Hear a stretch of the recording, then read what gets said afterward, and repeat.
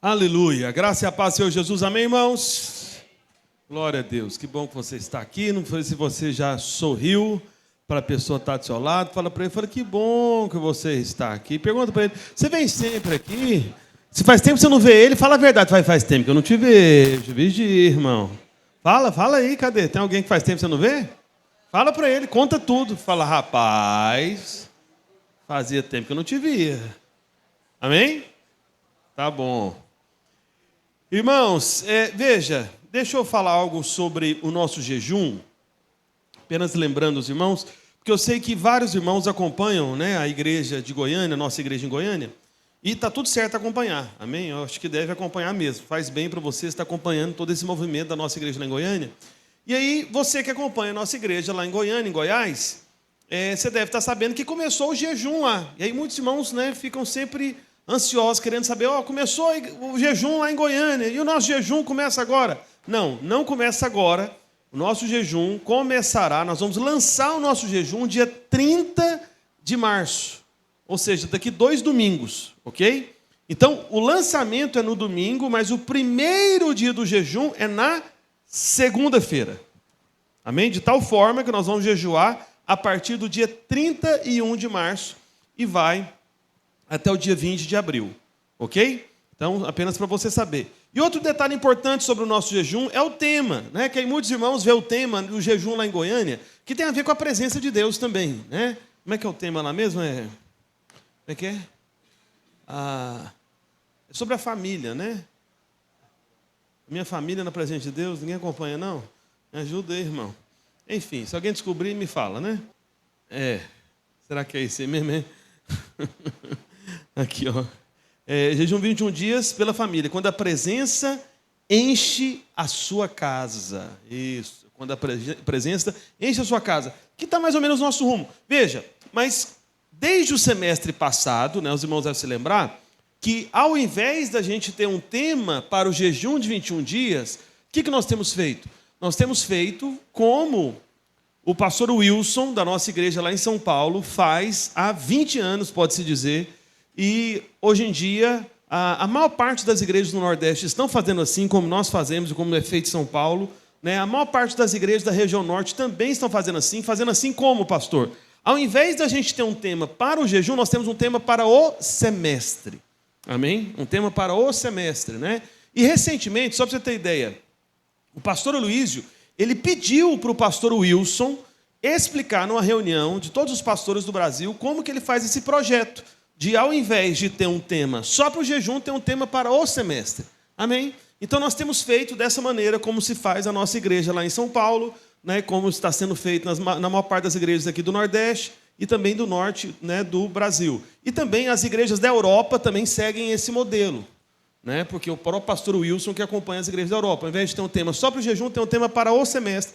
Então, quando alguém pergunta, pastor, qual que vai ser o nosso jejum? Está aqui, amém? É esse tema aqui, porque é o tema do semestre, é o tema do jejum, é o tema do semestre, é o tema, né, de todo esse período, na primeira metade do ano, né? Então, designados para estarmos com Ele. Qual que é o jejum, então? 21 dias designados para estarmos com Ele, amém? Então, o tema que a gente começa o semestre é o tema do jejum até o final do semestre. Ficou claro para os irmãos, amém? Agora, tem uma outra coisa também que nós estamos fazendo, a semelhança da videira de São Paulo, né, da nossa igreja em São Paulo, que com certeza, né, eu quero até dizer para os irmãos, até por causa do tamanho da cidade de São Paulo, né, vai se tornar a maior igreja videira, né, do mundo. Né, hoje, na verdade, lá já está praticamente do tamanho da igreja videira de Goiânia, né, quantidade de pessoas nas células, né, mais de 20 mil pessoas ou próximo de 20 mil pessoas. Né, é pouca coisa que a videira de Goiânia está um pouco maior. Só que a cidade de Goiânia é muito menor do que São Paulo, né? Então, não tem jeito, é inevitável que a videira de São Paulo vai ultrapassar, né? Então, lá em Goiânia mesmo, para os irmãos terem uma ideia, nós temos 11 prédios, se eu não me engano. Mas em São Paulo nós temos 34 prédios, né? Então, é uma igreja bastante espalhada, né? Pela própria questão de São Paulo, só que são prédios menores, né? Não são grandes como os de Goiânia, por isso são mais prédios. Mas a quantidade de membros está praticamente a mesma coisa. Mas, enfim, como que o pastor Wilson, né, tem feito o jejum, e ele sempre tem feito, na verdade, assim em São Paulo, tem uns 20 anos que faz assim, e nós, no semestre passado, fizemos assim e vamos fazer mais uma vez. Antes, né, antigamente, a gente fazia o jejum aqui no prédio da igreja. Então era como se fosse 21 dias de culto, na verdade. Esse era o jejum, resumindo, em outras palavras, né? Só que desde o semestre passado, nós passamos a fazer, né, começamos a fazer diferente. Então o jejum agora acontece nas células, nas casas, não é no prédio da igreja. Então isso significa que nós vamos ter 21 dias, de certa forma, né, de reunião de célula, com exceção de domingo. Então segunda-feira do jejum vai ter célula, terça-feira do jejum vai ter célula, quarta-feira do jejum vai ter célula, só que sem o líder, porque o líder vai estar no discipulado aqui com os discipuladores. Olha que bênção, né? Porque tem que treinar o líder de treinamento, não tem não? Tem, ué. O teste dele é a quarta-feira, né? Então vai ter célula sem líder, olha que bênção. Quem que vai liderar a célula? Os irmãos, os restantes, amém? Então, na quinta-feira do jejum vai ter célula, sexta-feira do jejum vai ter célula, sábado do jejum vai ter célula e domingo vai ter o quê? Culto. Aí domingo, culto normal. Amém, irmãos? Como que isso vai funcionar? Vamos supor que o pastor Adriano seja anfitrião de uma célula na quinta-feira, ok? Então, se o dia da sua célula é oficialmente quinta-feira, nas 3 semanas do jejum, porque são 21 dias de jejum, ok? São 21 dias, são 3 semanas, certo? Então, nas 3 quintas-feiras do jejum, a célula continua acontecendo quinta-feira na casa do pastor Adriano, se ele é o anfitrião da célula. Então, o dia oficial da célula, o anfitrião oficial da célula é mantido. Aí a grande questão é a seguinte, essa célula do pastor Adriano, ela vai ter que se reunir no jejum só na quinta-feira ou nos outros dias da semana? Nos outros dias da semana, não é isso? Então, aí o que nós vamos ter que fazer? Aí, de repente, o pastor Rafael faz parte da célula do pastor Adriano. Aí o pastor Rafael já fala, não, pastor Adriano, quinta-feira aqui na sua casa, vamos fazer o seguinte, sexta-feira vai ser na minha casa. Entendeu? Aí a Isabela faz parte da célula também. Falou, não, peraí, e sábado? Vai ser na casa de quem? Não, vai ser na minha casa. Aí sábado é na casa da Isabela. Entendeu? E aí, de repente, fala, não, mas peraí, mas ainda tem segunda, terça e quarta. Aí o Amauri também faz parte da célula. Falou, não, segunda-feira é na minha casa, eu quero a célula na minha casa. Entende? Aí, enfim... Então, veja, aí você vai colocando a reunião da célula para acontecer no formato de rodízio.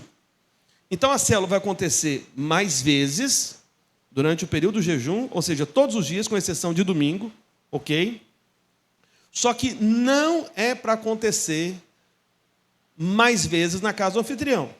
Mas se o anfitrião, que é o pastor Adriano, ele é fominha, gosta demais da célula, aí ele vai falar, irmãos, é o seguinte, a célula é uma bênção na minha casa aqui, eu me sinto como Obed-Edom, a célula é a arca que chega aqui, abençoa tudo aqui na minha casa, quer saber de uma coisa? Eu quero ter a célula mais um dia aqui. Aí o pastor Adriano vai negociar com o líder, vamos supor que eu seja o líder da célula, amém? Aí vai insistir comigo, fala, não, pastor Roberto, só quinta-feira dá pouco, agora que vai ter célula todos os dias, nessas 3 semanas, eu queria pelo menos mais um dia da semana a célula aqui na minha casa. Aí de repente eu vou ir cedo, tá bom, então... É quinta-feira aqui? Vamos marcar então para na terça-feira ser na sua casa também. Aí na sua casa a célula vai ser, além de quinta, que é o normal, tá bom? Fora do jejum, agora vai acontecer também qual outro dia? Na terça-feira. Então, segunda-feira é na casa de um outro membro da célula, terça é na casa do anfitrião, porque ele gosta demais de célula, quarta-feira na casa de um outro membro, quinta-feira na casa do anfitrião de novo, porque você sabe que ele gosta, né? Sexta-feira de outro irmão da igreja e no sábado também. Amém? Agora veja, meus irmãos, deixa eu falar algo para você. Pensa comigo. Eu tenho certeza que a maior parte dos irmãos que estão presentes assim, aqui à noite, né, assim como os irmãos que estavam presentes na parte da manhã, no culto da manhã, a maior parte dos irmãos aqui não são anfitriões de célula. Né? Vou até fazer uma pesquisa rápida. Né? Quem aqui é anfitrião de célula? Tem célula na sua casa? Deixa eu ver, olha lá. A minoria, né? Deu o quê? 5 pessoas? 6? No máximo 6 pessoas. Anfitrião.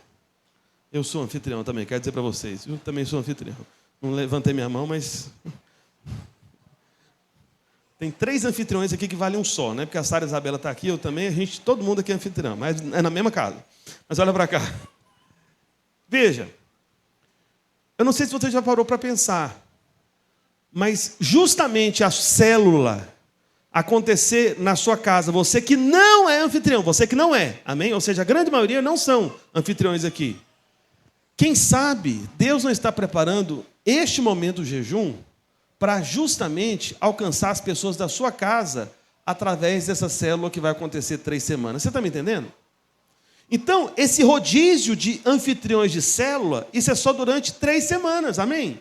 Então, talvez você fale o seguinte, pastor, eu não quero ser anfitrião de célula assim, por tempo determinado, não. Então, no jejum, é só 3 semanas, são só 3 reuniões na minha casa? Exatamente.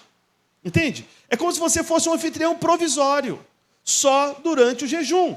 E aí, com essa coisa de a reunião da célula acontecer na sua casa, os seus familiares, de repente não estão acostumados com isso, talvez não foram alcançados pelo Evangelho, vão ver a reunião acontecendo ali. De repente, eles até participam. Às vezes, um vizinho seu que nunca foi numa célula, nunca pisou aqui no prédio da igreja, no culto da igreja, de repente, porque está do lado da casa dele, é seu vizinho, seu amigo, entende? Aí ele fala, pai, na sua casa, não, eu vou. Como é que é? Que hora que é essa reunião aí? Então, você vai ter novos visitantes e a possibilidade de alcançar as pessoas da sua própria casa, da sua própria família, que é o alvo do jejum lá em Goiânia. Tá bom? Então, é 21 dias da família... Como é que é? Como é que é? Não, fala de novo, hein?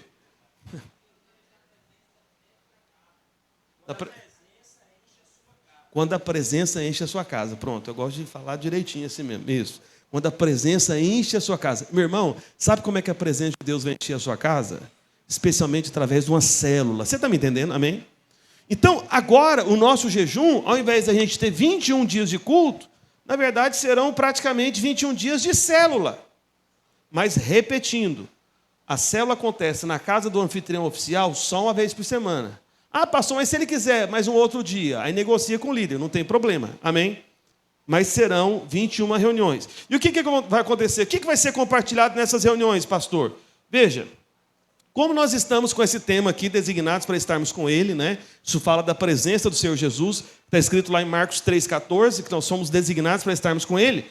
Nós vamos usar como referência esse material, que é um livro do pastor Aloísio, que foi do jejum do semestre passado, 21 dias na presença.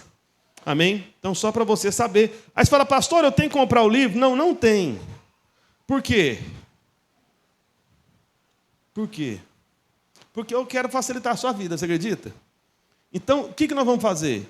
Eu vou fazer e talvez os pastores. Não sei se eu vou dar essa oportunidade para eles, né? Eu vou resumir as mensagens aqui do livro e vou mandar todos os dias o texto para os irmãos lerem lá na célula ou compartilhar na célula, independente de onde aconteça a célula. Amém?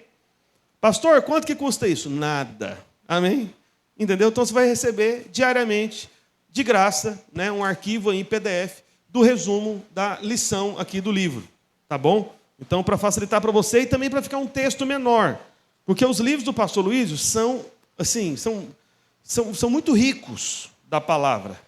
Só que, na minha opinião pessoal, já ouvi alguns pastores falando isso também, eu já falei isso para o pastor Luiz também, né? Eu acho que é muito conteúdo para, às vezes, os irmãos, de uma maneira geral, lerem. Então, é muito conteúdo, é muito texto.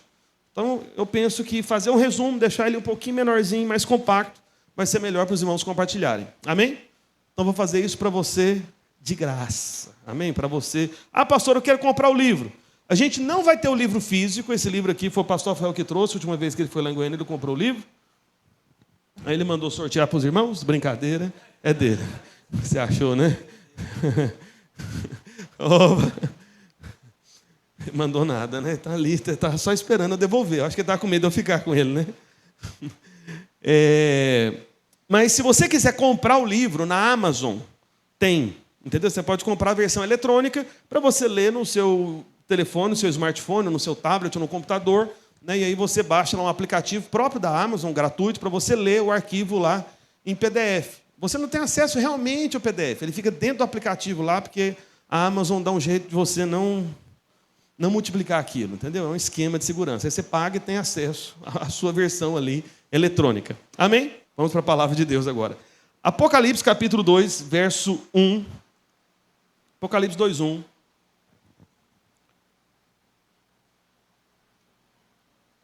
Está escrito: ao anjo da igreja em Éfeso escreve: estas coisas diz aquele que conserva na mão direita as 7 estrelas e que anda no meio Agora foi. Tá, obrigado. E anda no meio dos 7 candeeiros de ouro, né, que são as igrejas, os candeeiros aqui de ouro. Verso 2. Conheço as tuas obras, tanto o teu labor como a tua perseverança, e que não podes suportar homens maus, e que puseste a prova os que a si mesmos se declaram apóstolos e não são. E os achaste mentirosos. E tens perseverança e suportastes provas por causa do meu nome, e não te deixaste esmorecer. Amém? Somente até aqui. Vamos orar ao Senhor. Eu tenho um pedido para os irmãos, né? Todo domingo você carregar uma Bíblia impressa de papel, amém? Para todo mundo te ver quando você está vindo para o culto carregando a Bíblia, e alguém de longe olhar para você, está vendo, lá vai um crente. E se você ouvir alguém falando de você, erga a Bíblia e fala, sou mesmo. E se você quiser ser agora, de graça, sem mérito e merecimento, você vai receber o perdão dos seus pecados, porque Jesus te ama, e Ele me colocou aqui, e Jesus chamou a sua atenção para você ver essa Bíblia e conversar comigo, porque Ele quer te salvar hoje, Ele quer perdoar você hoje. Repita comigo, eu creio. Aí você já vai e prega para a pessoa, e a pessoa para Jesus. Olha que maravilha. Às vezes uma boa conversa pode começar só porque você está com a Bíblia na mão. Mas eu sei que hoje em dia, né, a cristandade moderna, não, eu não carrego Bíblia, eu tenho uma Bíblia no meu smartphone, no meu celular. Não, irmão, carrega de papel. Eu te garanto, essa aqui não acaba a bateria. Qualquer hora do dia e da noite ela vai funcionar. É só abrir e ler. Amém? Agora isso aqui acaba a bateria. Dependendo da marca, então, vou te falar, viu? Tem um tipo de celular aí que o negócio dele é toda a tecnologia, menos da bateria, né? A bateria é fraca. Mas você que está com Bíblia, trouxe a Bíblia. Se você não está, você vai erguer a mão vazia, porque eu tenho certeza que você tem uma Bíblia em algum lugar na sua casa. Tem ou não tem? Tem, né? Mas se você trouxe a Bíblia de papel, ergue ela aí para o alto. Repita agora para mim e diga assim, eu tenho a Bíblia. E ela é a palavra de Deus. Por isso, nesta noite, eu estou aberto para receber esta palavra que tem o poder de me transformar, me reavivar, abrir os meus olhos, para que eu veja o que eu não via, para que eu entenda o que eu não entendia, e para que eu experimente a boa, perfeita e agradável vontade de Deus, em nome de Jesus. Amém. Amém? Veja, meus irmãos, aqui nós acabamos de ler a primeira das 7 cartas que o Senhor Jesus Cristo ditou para o apóstolo João escrever a igrejas que existiam naquela época. Então, essas 7 igrejas eram igrejas reais, elas existiam naquela época. Só que Jesus, ele não chama as igrejas aqui pelo nome da placa. Ele chama as igrejas pelo nome da cidade. Porque, aos olhos do Senhor Jesus Cristo, a unidade da igreja está delimitada, né, pelos limites de uma cidade. É como se ele enxergasse uma igreja em cada cidade. Então, Éfeso era uma cidade daquela época, assim como Esmirna, né, assim como Tiatira, assim como Filadélfia, enfim, as 7 igrejas. Então, esta carta ela foi escrita para igrejas que existiam naquela época.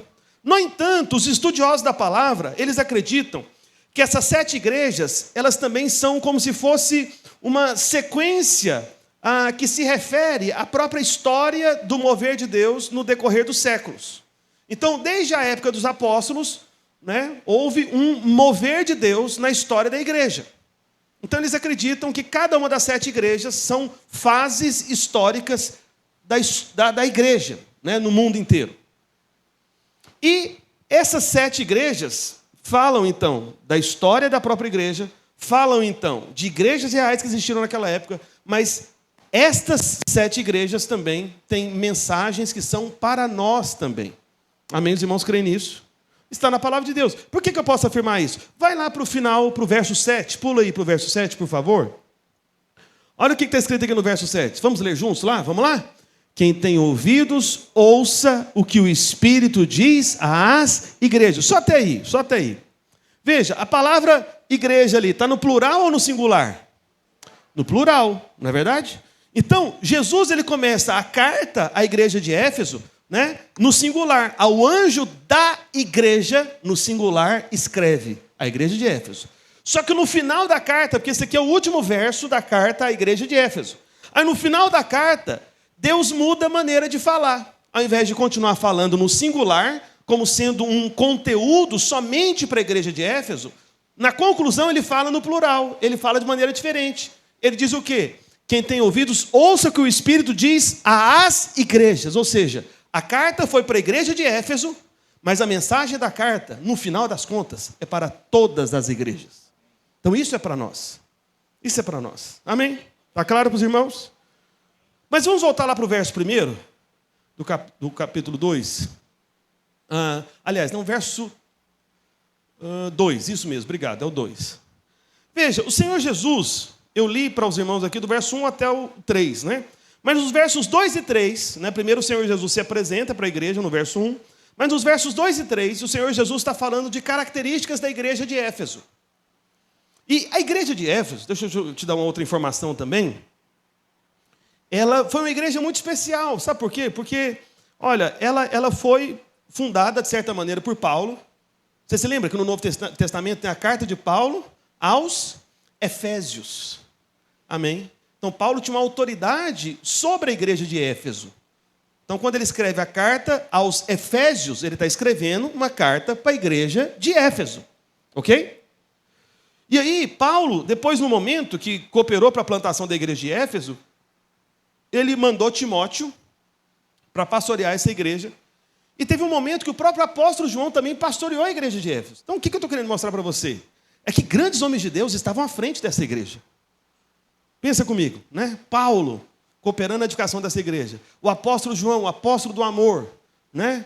Que é o único dos apóstolos que Jesus permitiu viver a vida inteira, até a velhice, sem ser martirizado.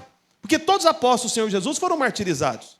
Apenas João que não morreu de morte matada, morreu de morte morrida, como diz lá em Goiás. Tem essa expressão aqui ou não? Morte matada e morte morrida? Né? Matada é porque alguém matou, né? Morrida é porque ficou, né, bem velhinho, e aí chega uma hora que desliga o corpo, né? Então João chegou nesse ponto, amém? Espero que eu chegue, né? Quem quer chegar até esse ponto aí, amém? Né? Então nem vê, de repente a sensação de que dormiu, aí acorda lá na glória. Olha que maravilha, meu Deus do céu, isso é que é benção. Mas volta para cá. Então, essa é uma igreja muito especial. E aí, quando você lê os dois versos aqui, o verso 2 e o verso 3, Jesus falando sobre essa igreja, vamos conhecer um pouco desta igreja, a igreja de Éfeso. Olha só o que o Senhor diz. Obrigado. O que é isso, irmão? É isso aí, hein, Jonas? Está muito bem, aleluia. Já se antecipou. Eu ia pedir para ele colocar o 2 e o 3, ele entrou no meu pensamento aqui. Palavra de conhecimento é o nome desse dom, foi isso ou não? É que estava aqui de manhã, né? Foi, né? Ou foi o Douglas que mandou o recado? O Douglas que tinha sido rapidinho assim, né? O Douglas está aí ou não? Tá não. Então ele mandou uma mensagem, ó. Eu falei para ele, irmão, você vai estar à noite? Ele falou que ia estar ou não, hein? Estou até na dúvida agora, hein? Hã? Precisou de viajar? Tá. Do nada, assim, de repente. Enfim, deixa para lá, olha para cá. Apocalipse, capítulo 2, versos 2 e 3, nós vamos ver qual era a igreja de Éfeso. As características da igreja. O coração desses irmãos, o testemunho desses irmãos. Então vamos lá. Aí Jesus está contando para a igreja, ele ditando a carta e João escrevendo. Jesus que está dizendo, Senhor Jesus, conheça as tuas obras, tanto o teu labor como a tua perseverança. Então veja, Jesus começa falando aqui, olha, eu conheço as obras de vocês. Porque não sei se você sabe, viu, meus irmãos, é importante você entender isso. Acho que eu não falei isso claramente de manhã, mas eu vou falar para você aqui agora à noite. Quem recebe a graça de Deus de fato, quem entendeu o evangelho da graça, ele vai ter obras sim. Mas são obras feitas na confiança da graça. É como Paulo disse, que ele trabalhou mais do que todos, 1 Coríntios 15. Essa parte eu falei de manhã, eu me lembro. Então, o Senhor Jesus está dizendo, olha, vocês são uma boa igreja, eu conheço as obras de vocês. Eles tinham um testemunho de um trabalho. Só que não apenas obras. Jesus fala uma segunda palavra relacionada às obras para mostrar que não era qualquer tipo de obra. Não era qualquer tipo de trabalho que eles faziam. Nas diversas áreas da vida da igreja. Eles tinham obras, aí ele falou, tanto o seu labor. Depois de obras, Jesus está dizendo que eles tinham labor. O que é o labor? Labor é quando você continua trabalhando, mesmo quando você está cansado. É quando você continua trabalhando, mesmo quando você parece estar com aquela sensação de esgotamento. É quando você vai além do que esperam. Além do pedido. É igual aquela... Tem uma expressão que eu acho que ela é comum no Brasil inteiro, né? Aquela ideia de vestir a camisa. Já viu? Quando você faz referência, né, de alguém. Eu acho que isso é uma expressão, deve ser oriunda do futebol, eu suponho, né? Mas nas empresas, né? As pessoas falam isso também, não é? Então tem aquele funcionário que é o cara dedicado, é o primeiro a chegar, é o último a sair, participa de tudo, tem um bom desempenho, tem um bom resultado. Aí quando alguém vai fazer um elogio, fazer referência a ele, muita gente fala o quê? Fala, não, tá vendo aquele funcionário ali? Aquele ali vestiu a camisa. É porque aquele lá, ele não está só trabalhando, ele não é só mais um funcionário, ele é alguém que tem labor. Percebe? É o que o Senhor Jesus está dizendo, que a igreja de Éfeso, eles tinham obras, eles faziam o trabalho próprio da igreja, né? Tipo, pregar o evangelho, expulsar demônios, curar enfermos, amém? Ajudar os necessitados, os carentes, amém? Ser instrumento de bênção para recuperar o desviado, quem está afastado. Eles estavam envolvidos na obra, eles tinham trabalho. Mas não apenas eles trabalhavam, mas eles tinham também labor. Labor. É um trabalho acima da média, que vai além. Entende? E além de labor, o Senhor Jesus ele fala aqui uma terceira coisa, que ele inclusive vai repetir no verso seguinte, que é a perseverança, a sua perseverança. Ou seja, eles insistiam. Eles eram, os irmãos da igreja de Éfeso, o tipo de crente que não desiste. Ele persevera, ele continua. Tem oposição, tem resistência, tem dificuldade, mas o que ele faz? Continua. Está liderando a célula parece que não está crescendo, a célula parece que não está rompendo. Ao invés dele entregar a célula, desistir da célula, ele fala, não, vou continuar, vai romper, esse negócio vai avançar. Ele tem perseverança. Está lá casado, está com luta no casamento, com dificuldade com o cônjuge, ao invés de chegar e falar, que sabe de uma coisa, vamos separar. Não, isso nem passa na cabeça dele, ele é da perseverança. Ele fala, não, estamos casados, nós vamos continuar até o fim. O negócio está complicado, está difícil, mas nós vamos ficar juntos aqui. Perseverança. Cadê os homens aí? Diga amém. Amém. E as irmãs também. Perseverança. Perseverança. E aí, agora, o Senhor Jesus vai falar uma quarta coisa sobre essa igreja. Olha só, isso é impressionante, essa quarta coisa. Isso mostra que essa igreja realmente é uma igreja acima da média, uma igreja extraordinária. Não é comum isso aqui que Jesus vai falar sobre a igreja de Éfeso. Olha só o que ele diz. E que puseste à prova os que a si mesmos se declaram apóstolos e não são, e os achaste mentirosos. Meus irmãos, isso é coisa impressionante. Os irmãos da igreja de Éfeso, eles tinham tal medida de revelação da palavra, de maturidade espiritual, que eles conseguiam confrontar e discernir até quando a liderança estava errada. Os irmãos não aceitavam. Entendeu o que eu quero dizer? Tipo assim, está errado, mas é o pastor, deixa para lá. Não, com eles não tinha essa conversa, não.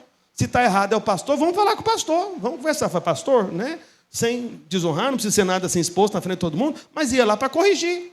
Porque os apóstolos eram a liderança principal dessa época da igreja. Mas tinha um problema no começo da igreja, né? Por isso que alguns estudiosos da palavra falam que a igreja de Éfeso representa, historicamente, a igreja do primeiro século. Porque no primeiro século, o que aconteceu? Jesus levantou os seus apóstolos, amém? Só que os apóstolos, eles foram sendo tudo martirizados nos primeiros anos da igreja. Né? Então, na primeira década da história da igreja, a maioria já estava partindo, estava indo embora. Só que os apóstolos deixaram discípulos. Esses discípulos, na história da igreja, eles são chamados de pais da igreja, ou pais apostólicos. Entende? Então, começou a se levantar no meio da igreja apóstolos, que às vezes não eram apóstolos de verdade. E os irmãos da igreja de Éfeso, com certeza, sabe, era gente que tinha discernimento espiritual. Eles começaram a conferir, testar e perceber e chegaram a discernir. Opa, aquele ali está querendo dizer que é apóstolo? Não é. Opa, aquele ali está querendo ser alguém da liderança da igreja? É um homem mau, não está certo. Não pode ficar nessa função, não pode ficar nessa posição. Você está entendendo? Então, meus irmãos, quando uma igreja chega a esse nível de maturidade... meus irmãos, isso não é qualquer igreja. Infelizmente, não é comum. E por isso que eu dou graças a Deus, porque tem alguns irmãos aqui da igreja aqui que já me chamaram na regulagem, já, com amor e carinho, né? Pastor, sabe aquela coisa lá e tal? Está errado. Eu falei, é mesmo, irmão? Eu falei, meu Deus, e agora, né? Entendeu? A gente tem aqui, a gente é uma boa igreja, amém? Alguém pode dizer amém? Então, vamos lá. Então, e puseste à prova os que se a mesmos se declaram apóstolos e não são, e os achaste mentirosos. Meu Deus do céu, o caso foi grave. E aí no verso 3, Jesus fala de novo da perseverança, ou seja, uma marca forte dessa igreja é que eles perseveravam. Porque Jesus fala perseverança 2 vezes. É a única coisa que Jesus fala 2 vezes. Perseverança, perseverança, perseverança. Era o povo que não desistia, continuava, insistia. Perseverança, perseverança. Então no verso 3 está escrito, e tens perseverança e suportaste provas por causa do meu nome e não te deixaste esmorecer. Então, essa última característica que o Senhor Jesus está dizendo da igreja de Éfeso é como se fosse o seguinte: olha, vocês passaram por todo tipo de prova na vida de vocês e vocês não ficaram desanimados. E você suportou por causa do meu nome, para honrar o testemunho do meu nome. O que é passar por prova? Meu irmão, vou te falar. Paulo fala isso, né, se não me engano, na carta aos Efésios mesmo, né? Sobre o dia mau. O dia mau vem. O que é o dia mau? Que acontece na vida do crente, eu quero dizer para você. Sabe aquele dia onde parece que tudo está dando errado?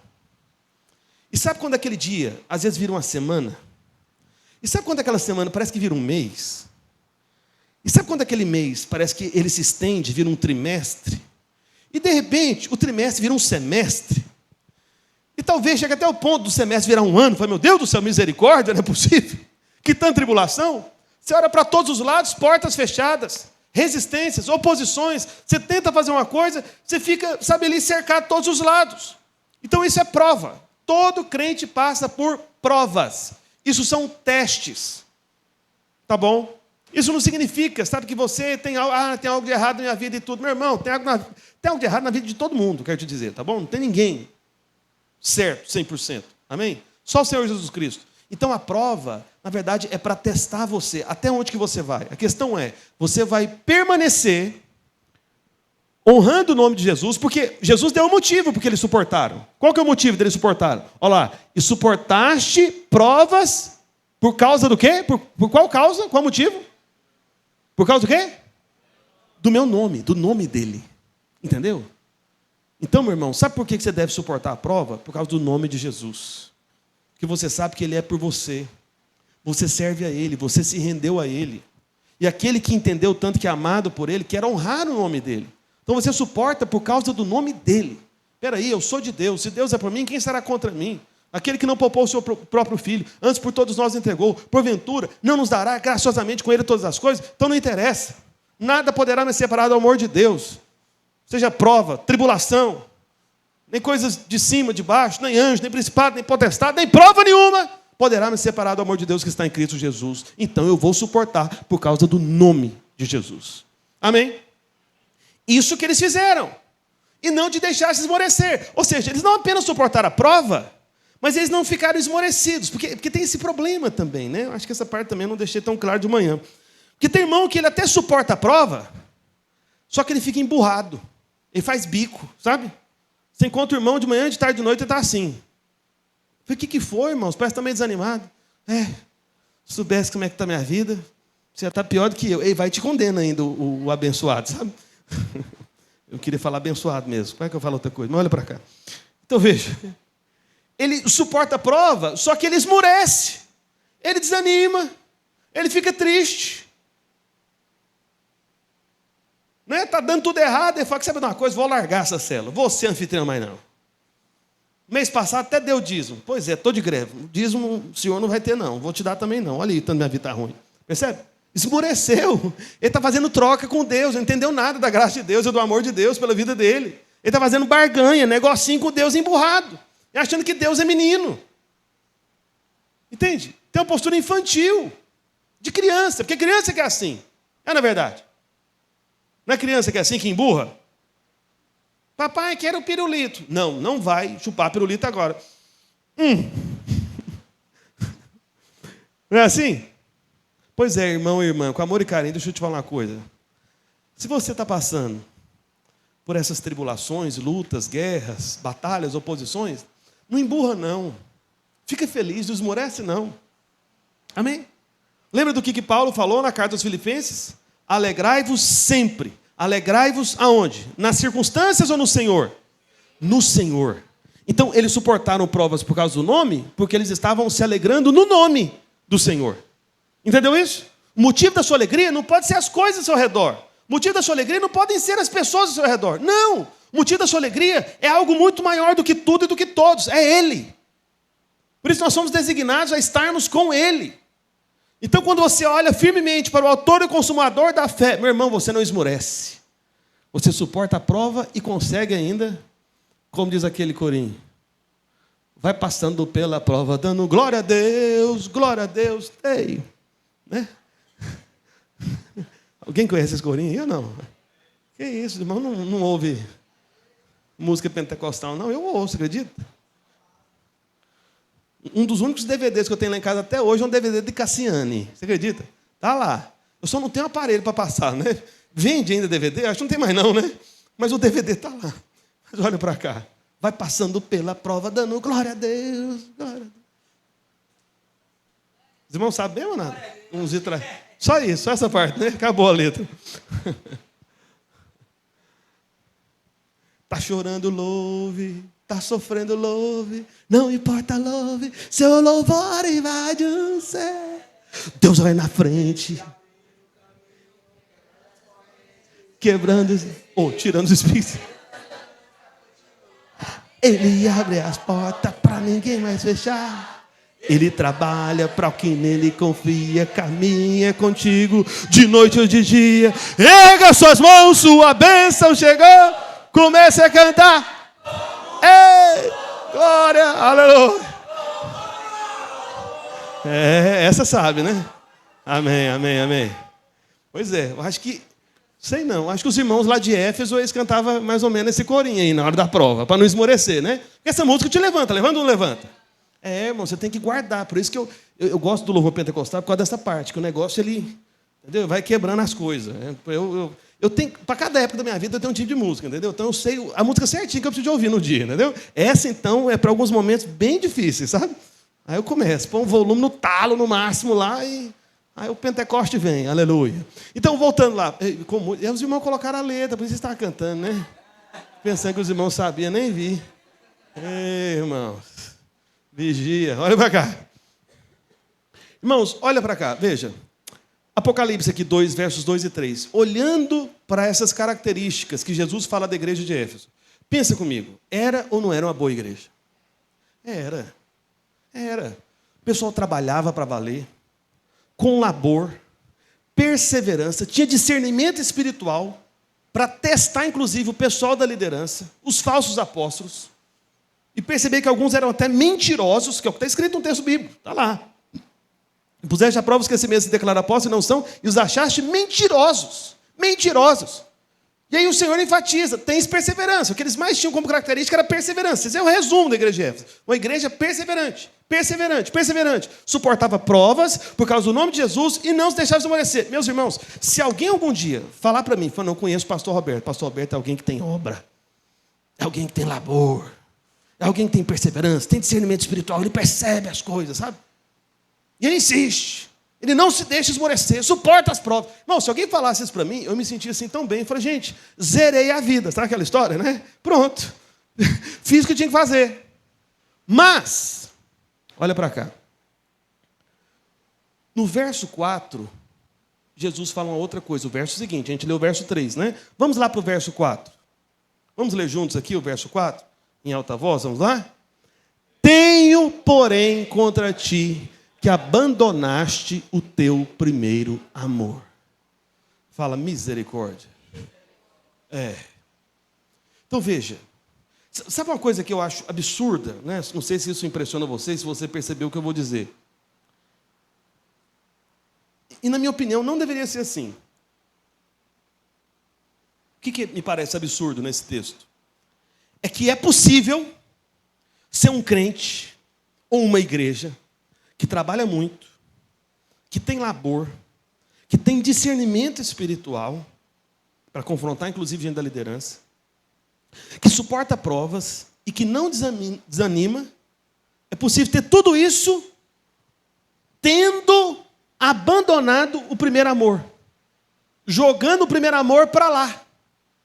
Ou seja, faz tudo certo, trabalha certo, não desiste, é empenhado, persevera, tem discernimento espiritual, mas o coração esfriou, virou de pedra. Os olhos estão secos, não tem mais lágrima, não tem mais quebrantamento. Ele perdeu as afeições por Cristo. As afeições dele são para o filme de drama, aquela coisa, né, Netflix, seja lá onde for, ele chora em qualquer lugar. Mas diante de Deus não tem mais o toque da presença. Ele não entendeu o que foi designado para ele. Ele não entendeu que o que mais vale para o Senhor Jesus Cristo não é o seu trabalho, o seu labor. O que mais vale para o Senhor Jesus Cristo não é o seu discernimento espiritual. O que mais vale para o Senhor Jesus Cristo não é a sua perseverança, não é você suportar as provas e não ficar desanimado. O que mais vale para o Senhor é o primeiro amor. É o coração aquecido. São as lágrimas nos olhos. É a vida de alguém quebrantado, que entendeu que foi designado para estar com Ele, que está apegado a Ele. Sabe, que tem constantemente, isso não pode ser raro na sua vida, meu irmão. Não pode. Você não pode participar de um culto, sendo só mais um culto, não. Toda semana tem que ser um encontro com a presença de Deus. E vou te falar. Isso não depende dos irmãos do louvor nem do pregador. Não depende. Porque quem tem um coração para o Senhor, meu irmão, meu irmão, não importa o ambiente, não importa o lugar. Porque muita gente quer dar desculpa no lugar, né? Não é assim?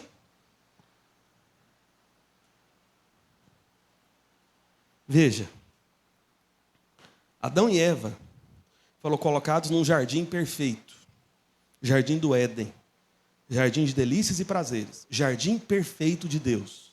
E no jardim perfeito, o que eles fizeram? Eles pecaram ou se santificaram?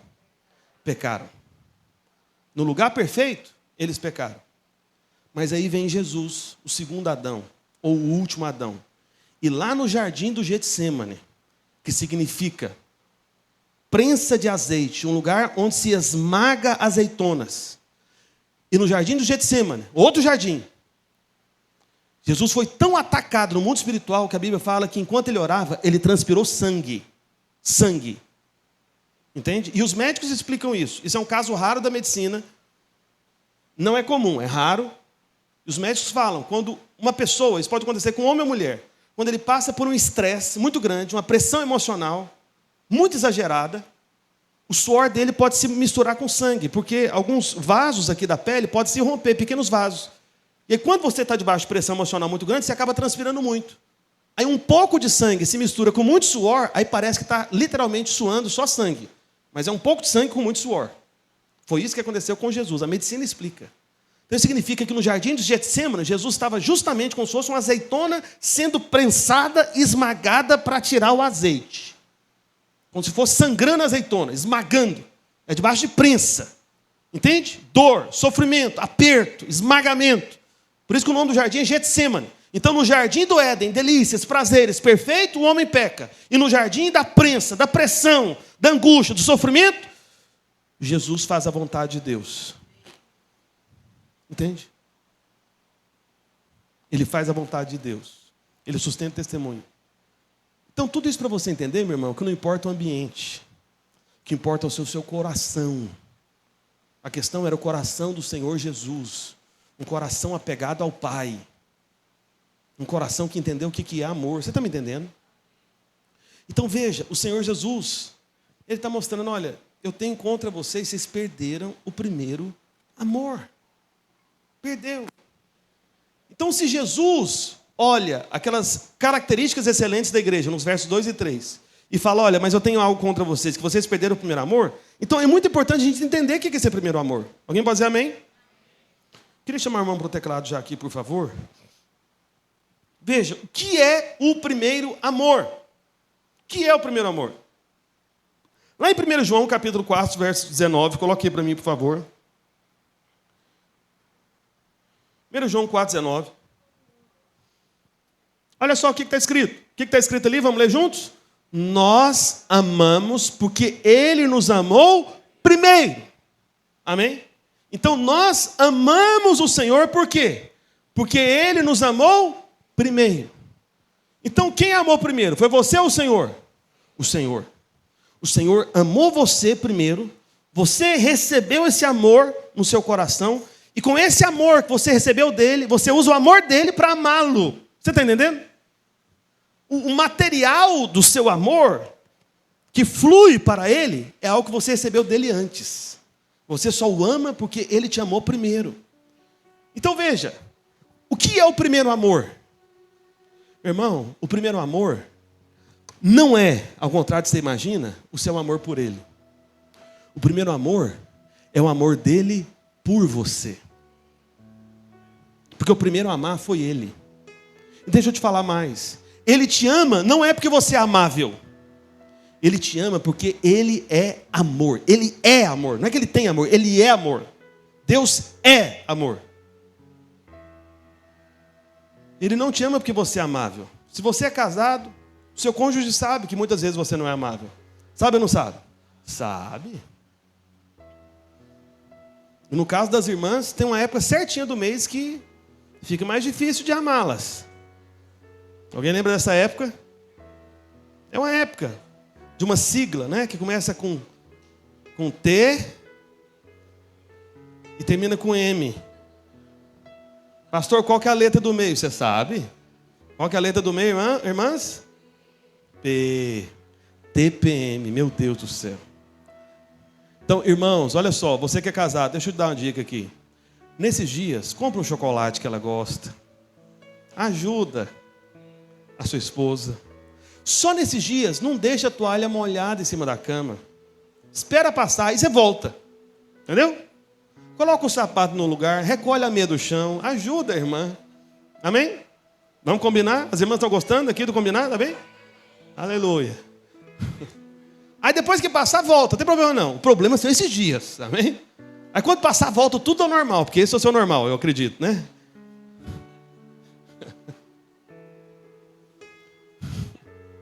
Olha para cá.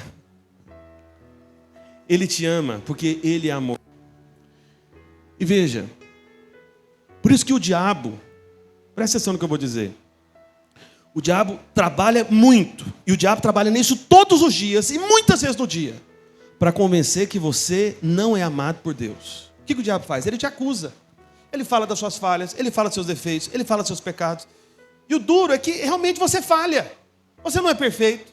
E nem será nessa terra, eu quero te dizer, tá bom? Não há esperança para a perfeição nesse mundo aqui. Amém? Só no vindouro. Tá bom? Novos céus, nova terra, né? Quando aconteceu o reino milenar, ressuscitou, o corpo glorificado, aí vai ser uma maravilha. Mas nessa terra aqui não vai dar, tá bom? Por isso você precisa da graça, favor imerecido.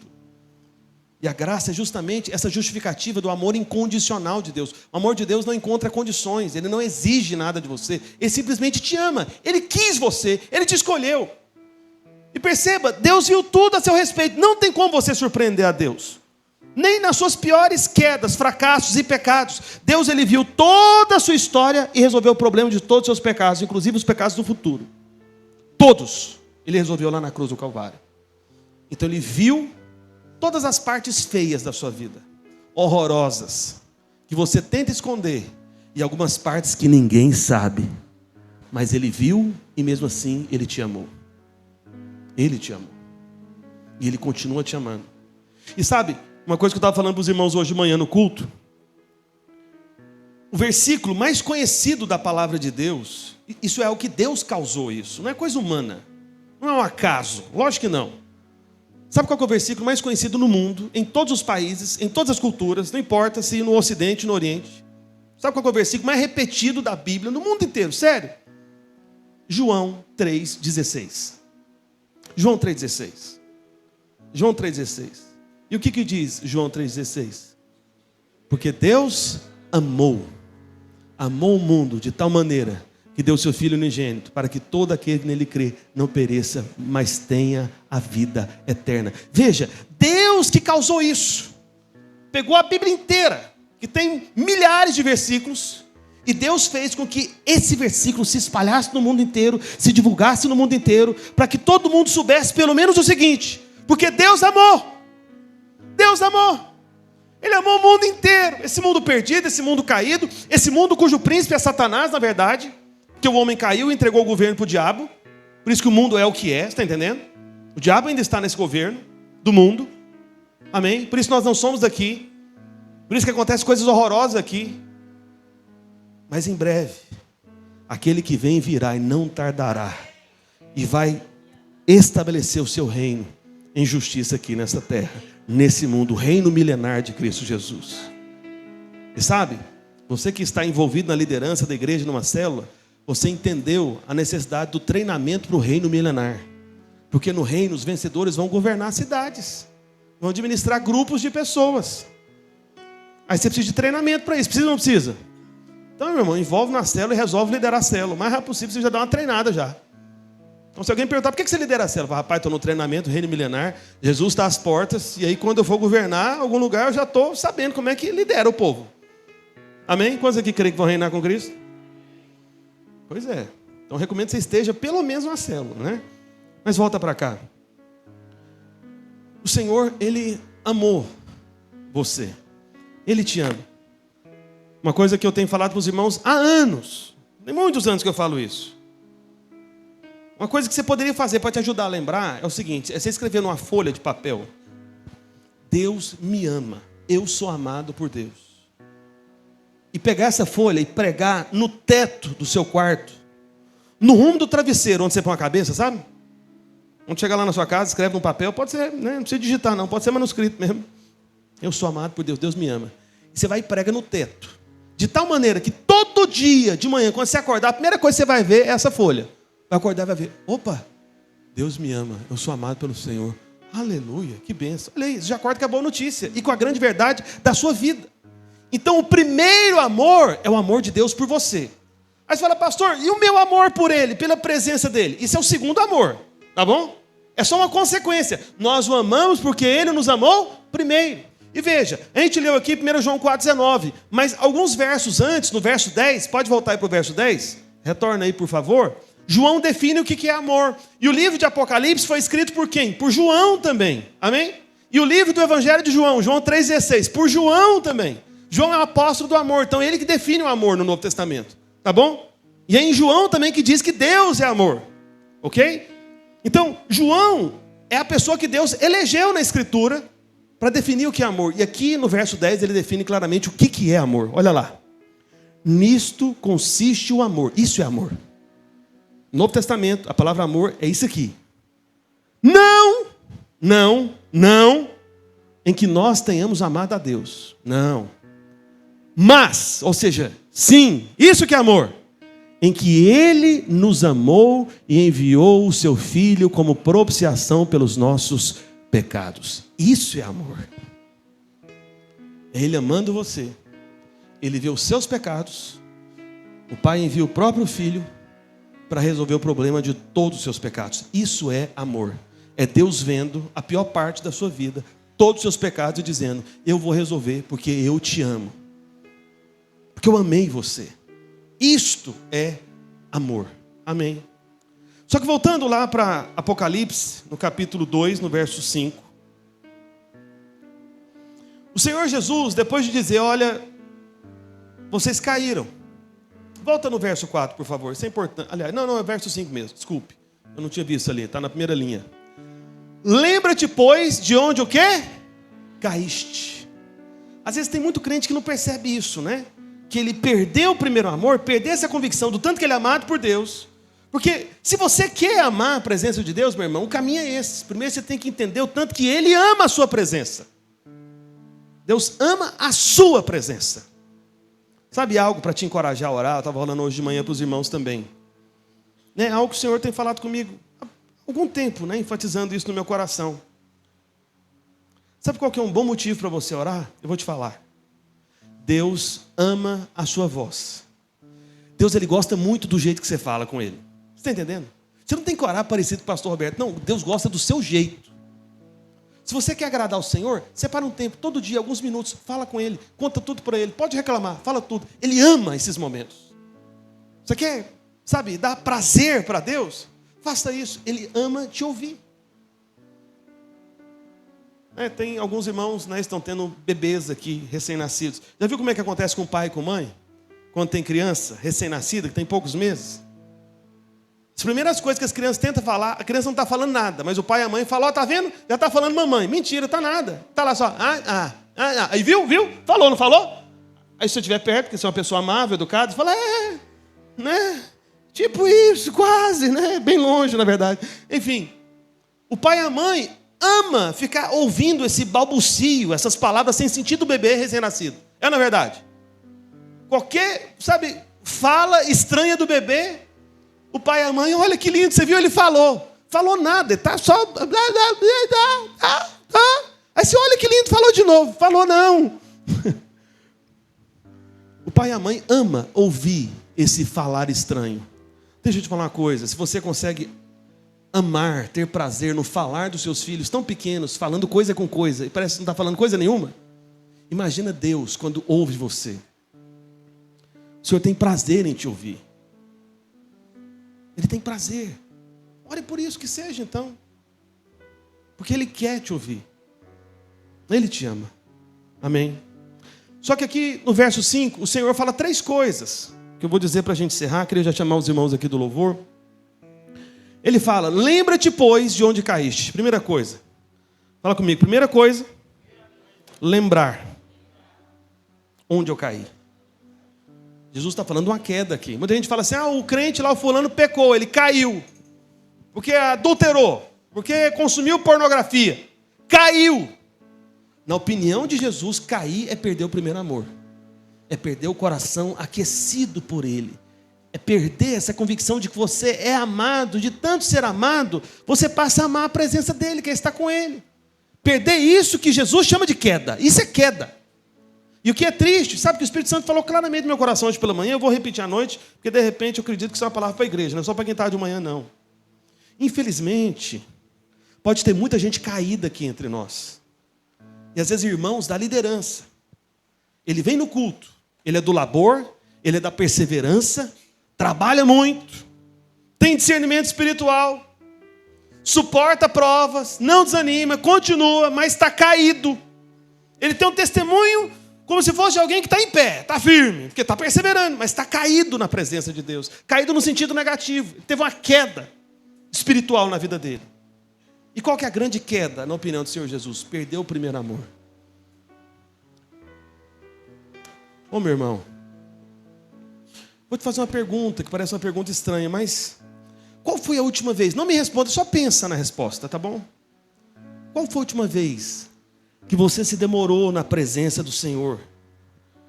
Porque você estava percebendo a presença dEle, aquilo comoveu você, você chorou, se quebrantou diante dEle. E você falou, gente, é isso que eu preciso, é Ele. Eu quero é Ele, não são as coisas, não é o que a mão dEle pode me conceder. Eu quero Ele, a presença dEle. Deixa eu te falar algo, meu irmão. Isso deveria acontecer toda semana, no mínimo, num culto. E por que não outras vezes na sua casa? Você está me entendendo? Então o Senhor falou, lembra de onde caíste. Onde que você caiu? Perdeu o primeiro amor. Perdeu o coração. Perdeu as afeições voltadas para o Senhor. E aí depois de lembrar, a segunda coisa que Jesus fala é o seguinte, arrepende-te. Fala comigo, eu tenho que me arrepender. E lá em Romanos capítulo 12, no verso 2, coloque aí para mim, por favor. Romanos 2:2. Se puder colocar na NVT, vai dar certo, não vai, Jonas? Hoje de manhã foi a hora que o Douglas travou, sabe? Eu estava elogiando ele. NVT, você consegue colocar na versão aí? Olha aí, o que é isso, irmão? Depois você ensina o Douglas. Obrigado, foi bom. Olha só, isso aqui é uma versão que a gente não utiliza, mas só para ficar claro para você. Olha o que está escrito aqui, Romanos 2:12. Por que eu estou abrindo esse texto aqui? Deixa eu explicar. A palavra arrepender, lá em Apocalipse, capítulo 2, no verso 5, no grego é metanoia. Metanoia. Isso é arrependimento, tá bom? Só que aqui em Romanos 2:12, Paulo explica o que é esse arrependimento. Porque aqui em Romanos também tem a palavra metanoia. Tá bom? Só que a palavra metanoia, ela foi traduzida... Não, é 12:2, né? É 12:2. Eu falei 2:12? Era um teste, né? Suporta e aprova, irmão. Vai lá para o 12:2 agora. Amém? Isso, agora sim, isso. Então, aquela palavra, transforme, é a mesma palavra de arrepende-te em Apocalipse. Por alguma razão, os tradutores colocaram na língua portuguesa diferente. Mas por trás da palavra transforme e da palavra arrepende-te, está a mesma palavra grega, metanoia. Amém? Só que aqui nesse texto, Paulo explica o que é a metanoia, o que é essa transformação, o que é esse arrependimento. Olha só Paulo explicando. Aí primeiro ele fala, não imite o comportamento dos costumes deste mundo, mas deixem que Deus os transforme, ou seja, metanoia.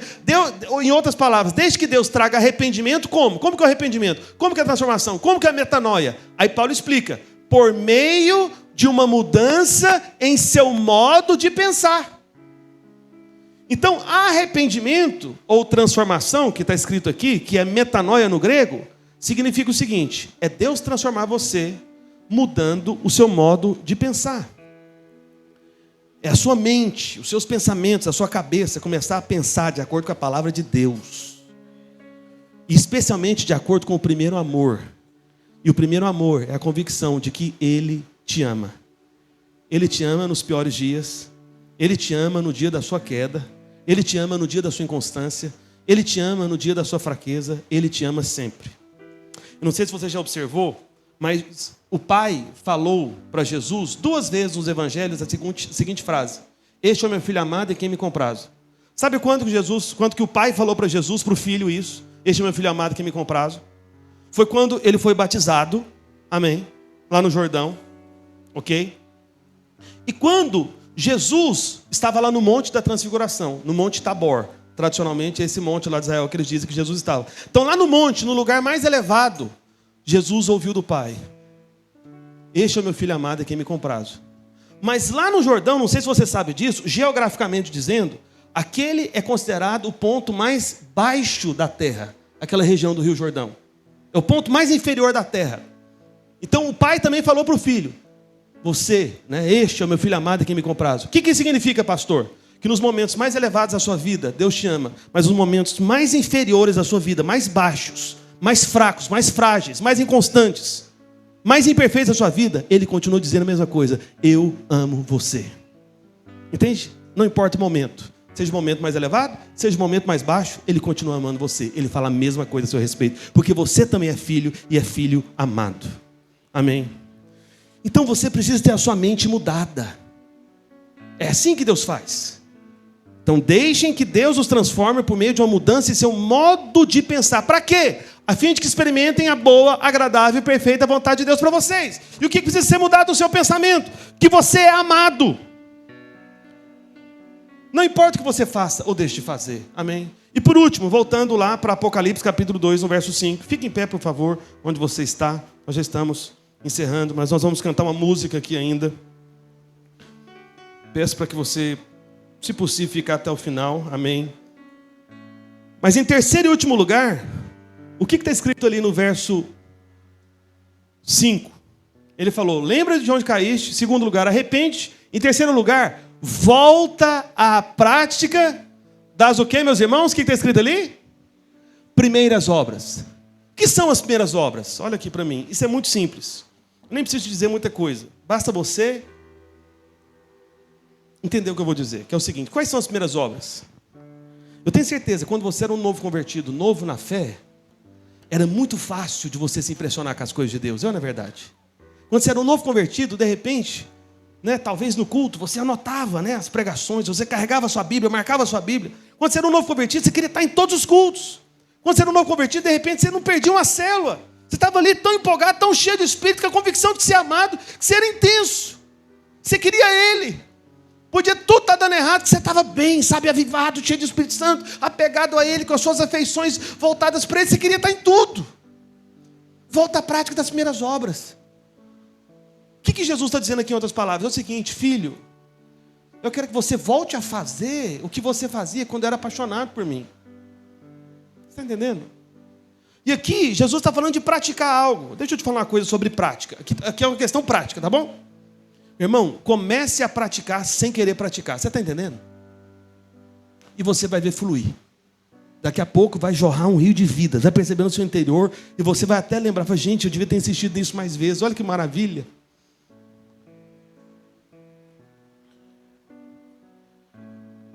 Veja. Estava me lembrando hoje de manhã. Última história que eu quero contar para você antes da gente cantar. Eu quero ainda fazer uma primeira oração também. No começo, acho que só a pastora Adriana aqui que é dessa época. Quando a gente começou a Videira em 2010. Bem no início, a gente conseguiu estabelecer 4 células, 4 locais de reunião de célula. E sabe uma dificuldade que os irmãos tinham da Videira no começo? É o seguinte: eles não entendiam que deveria participar só de uma célula. Tinha 4 células. Aí você ia numa célula, estava lá todos os irmãos da igreja. Você ia na outra célula o dia da semana, os irmãos estavam lá de novo. Aí você ia na terceira célula do outro dia, todo mundo de novo. Aí você ia na quarta célula, outro dia, todo mundo de novo. Eu fui explicar para os irmãos, eu falei, irmão, deixa eu te falar uma coisa, a gente organiza, porque a gente tinha separado já os membros de cada célula, né? Aí cada membro frequenta a sua célula. Está claro isso para os irmãos, amém? Mas para os primeiros irmãos da videira, eu falei para um deles, falei, irmão, você sabe que você tem uma célula que é a sua fixa, assim, você pode ir só nela. Aí o irmão, olha o que o irmão falou para mim, não esqueça disso, isso é inesquecível mesmo. Ele falou, pastor, não, eu entendi, mas não pode participar das outras, é uma benção a célula, eu gosto tanto assim, né? Está ali junto com os irmãos, na presença de Deus. Não pode participar de todas, não?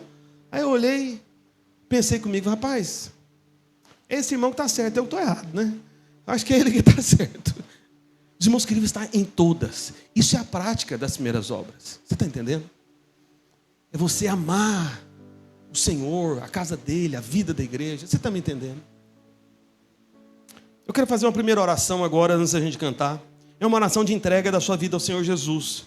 Talvez tenha pessoas aqui que nunca entregaram sua vida ao Senhor Jesus, ou talvez tenham pessoas que de repente estavam afastadas dos caminhos do Senhor. Você conhece o Senhor, mas está longe, foi por outros caminhos e resolveu voltar para casa. Mas eu quero que todos repitam essa oração logo após mim. Coloca a mão no seu peito. Repita logo após mim, diga assim, Senhor Jesus, eu entendi que eu fui designado para estar com o Senhor. E o Senhor me trouxe aqui.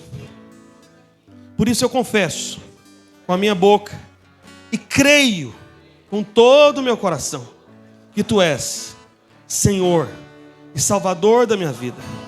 O Senhor me ama, não porque eu sou amável, mas porque o Senhor é amor e me escolheu para ser feito Filho de Deus pela graça. Amém. Amém. Se você fez essa oração pela primeira vez, entregando sua vida a Jesus, ou se você está voltando para os caminhos do Senhor, porque estava afastado, desviado por alguma razão, eu quero que no final você procure os pastores aqui à frente, amém? Os pastores vão estar aqui em pé, virados aí para os irmãos, e aí nós vamos orar por você, tá bom? Não vai embora sem receber essa oração. Mas vamos ministrar ao Senhor uma canção, antes da gente encerrar, porque eu quero chamar você para aquilo que Jesus chamou os irmãos da igreja de Éfeso. Para que os irmãos chamaram os irmãos da igreja de Éfeso? Lembrar onde caiu, mudar a mente, arrepender, metanoia. E em terceiro lugar, voltar à prática das primeiras obras. Então o que você vai orar agora durante a canção, durante a música? Essa música é uma oração, na verdade. Mas eu quero que durante a canção você possa falar para o Senhor, Senhor, eu quero voltar ao primeiro amor, à prática das primeiras obras. Reaviva no meu coração essa convicção de que eu sou amado, independente das circunstâncias. E como consequência desse amor, que eu possa amá-lo, querer a Ti, ter as minhas afeições mexidas, voltadas para Ti. Renove em mim, atrai o meu coração, Senhor. Amém? Vamos ministrar ao Senhor.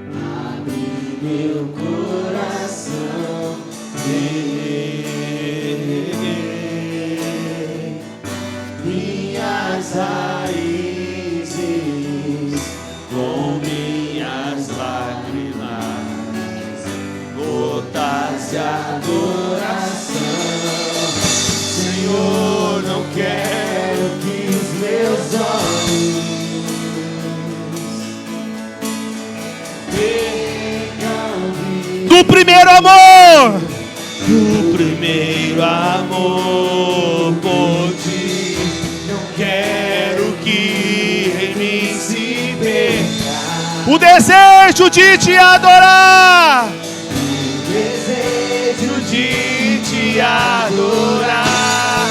Oh Jesus, vem Senhor e me resgata todos os dias, só pra Te adorar. Quero ser Teu bom perfume, minha essência, pra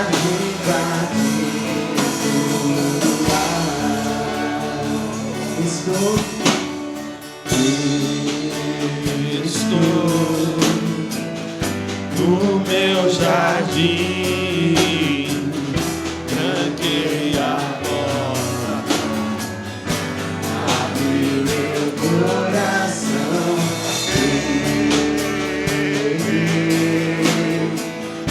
minhas raízes, com minhas lágrimas, gotas de adoração, Senhor, eu não quero que os meus olhos percam do primeiro amor por ti. Quero que ele se perca. O desejo de te adorar. Vem, Senhor, e me resgata todos os dias, só pra te adorar. Quero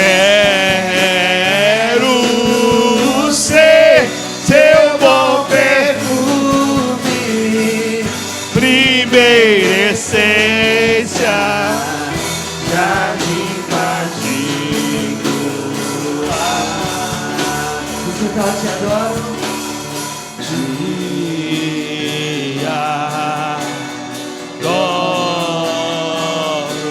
Diga!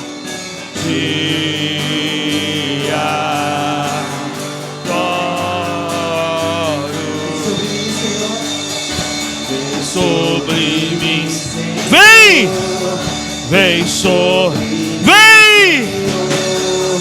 Vem sobre mim, Senhor.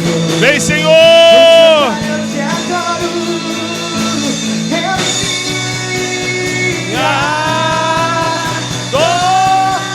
te adoro, Te adoro! Vem sobre mim, Senhor! Vem sobre mim, Senhor! Vem sobre mim, Senhor! vem,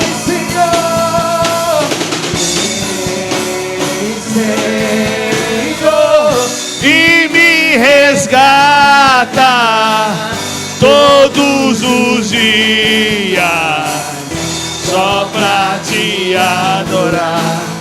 Quero ser teu bom perfume, primeira essência, jardim particular. Pai, em nome de Jesus, eu libero palavras de graça, de bênção, de favor imerecido sobre a vida dos teus filhos. Ó Deus, não uma palavra apenas para essa semana, não apenas para esse mês, não apenas para esse semestre, mas uma palavra para a vida. Ó Deus, que como diz essa canção, que o Senhor vier nos resgatar todos os dias. Ó Senhor, especialmente naqueles dias quando o coração está frio, quando nós não queremos buscá-lo, que o Senhor nos busque, porque todas as vezes que nós buscamos é porque o Senhor nos buscou primeiro. Ó Pai, assim como disse Davi em um dos seus salmos, Davi, homem segundo o teu coração, ele disse orando: ao meu coração ocorre, buscai a minha presença, buscarei pois a tua presença. Por isso, ó Pai, faz isso conosco todos os dias, que nós sejamos conhecidos como homens e mulheres, ó Deus, que não caíram nessa queda grave, nessa queda que é a pior das quedas, que são aqueles que caíram porque perderam o primeiro amor, perderam o entendimento do tanto que são amados, e porque não se sentem mais amados por esse amor incondicional, esse amor da tua graça. Por isso mesmo não te amam, por isso mesmo não se quebrantam, por isso mesmo não têm as suas afeições mexidas, o seu coração aquecido. Por isso vem, Espírito Santo de Deus, até que nós sejamos conhecidos como a igreja, ó Deus, que ama o Senhor, que entendeu que foi designada para ti, para a tua presença, para o Senhor. Conquista-nos mais uma vez a cada dia, Senhor, em o nome de Jesus. Amém, amém e amém. Amém. Deus abençoe a sua vida, meu irmão. Eu quero chamar os pastores aqui à frente, por favor. Pode acender as luzes. Você que quer receber a oração, que você entregou sua vida a Jesus ou está voltando aos caminhos do Senhor, procure qualquer um dos pastores aqui à frente. Ou você que recebeu a oração também, por causa dessa palavra, dessa mensagem, pode vir aqui que nós vamos orar por você. Amém?